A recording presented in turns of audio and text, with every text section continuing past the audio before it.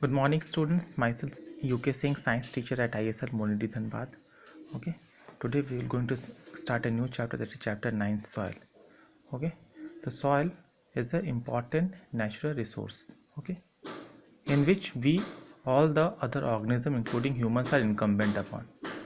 Okay, the soil serves various purposes. That means all the forest and agriculture are actually grown on soil. Okay. The various products we obtain directly from agriculture or the forest products are due to soil, because it is the soil in which the plants are actually grown. Okay, and also the other kind of indirect benefit that the forest gives are that like oxygen, other kind of products like medicine, fodder, and other kinds of things. Okay, now soil consists of different kinds of components. Some components are organic, or you can say some components are inorganic, which are non-living, and organic, that some are organic, which are living. The inorganic component consists of clay, sand, rocks, and other particles. The organic component consists of bacteria, fungi, and other small insects and worms that are present in soil. Okay, the uppermost layer of the soil consists of a reservoir of nutrients. Okay, now we will try to understand about the different components by studying soil profile.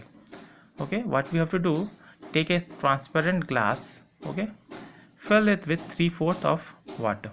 Okay, then add some soil to it and allow the whole mixture to settle. Okay, you will find the different layers that will settle a different layer. The uppermost layer consists of the humus. Humus are actually the organic components, reduced organic components, which are actually acts as nutrients for plants. Then water, then clay, sand, and gravel. That means they will settle according to their density gradient. More the density, the lower it will be. Okay, so humus is the rotting dead material of the soil which acts as nutrients. Now we will also try to understand how soil is formed. So soil is formed due to important process called weathering. In weathering, what happens?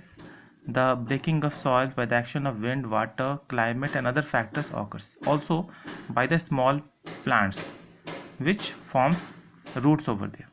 Okay, like bryophyta and lichens. Okay, so as you can see in this figure 9.2 about soil profile, and all the components are distributed according to their density. Okay,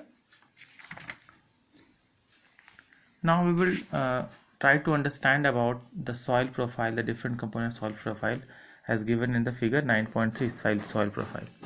So you can see the A horizon, B horizon, C horizon, and D horizon. The A is the outermost, or you can say the uppermost, followed by B, C, and D. Now these horizons are different nature.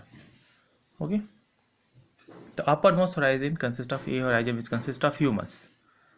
Humus is a dark amorphous colored layer which is actually reduced organic matter required for nutrients of plants, like nitrogen, potassium, phosphorus, and other kinds of nutrients that are required for plant. Then moving to the horizon B. In horizon B, this layer is what you can say harder and compact. It is the middle layer, which consists of particle size which are quite less from that of the typical soil. Then followed by C region, which consists of bigger rock particles and stones, and then the bedrock. Bedrock actually is solid kind of a rock which is a very large mass of rock. So actually all these layers are present are formed due to weathering. Okay, so as you move from the upper layer, the particle size will get reduced. Okay, as you move down, the particle size will increase. Okay, so this is the whole narrative about this chapter.